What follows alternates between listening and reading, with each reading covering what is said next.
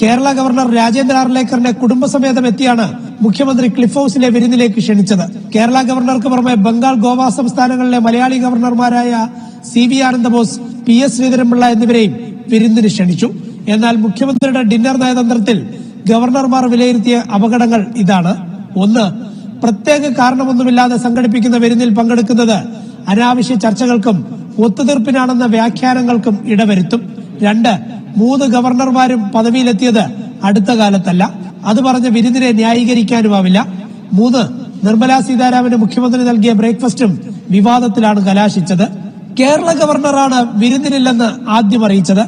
ആനന്ദബോസും ശ്രീധരൻപിള്ളയും മറ്റ് അസൗകര്യങ്ങൾ ചൂണ്ടിക്കാട്ടി ഒഴിഞ്ഞുമാറി. അടുപ്പ് തിളയ്ക്കും മുമ്പ് വിരുന്നിനില്ലെന്ന് ഗവർണർമാർ അറിയിച്ചതിനാൽ ആ പണം ഖജനാവിന് ലാഭമായി. ഗവർണർമാരുടെ അധികാരച്ചിറകുകൾ വെട്ടിയെറിയണമെന്ന നിലപാടുള്ള പാർട്ടിയാണ് CPM. അതേ പാർട്ടിയുടെ പോളിറ്റ് ബ്യൂറോ അംഗമായ മുഖ്യമന്ത്രി പിണറായി വിജയനാണ് ഗവർണർമാർക്ക് ഒരു കാരണവുമില്ലാതെ വിരുന്നിന് പന്തലൊരുക്കിയതെന്നതാണ് ഏറ്റവും വലിയ തമാശ.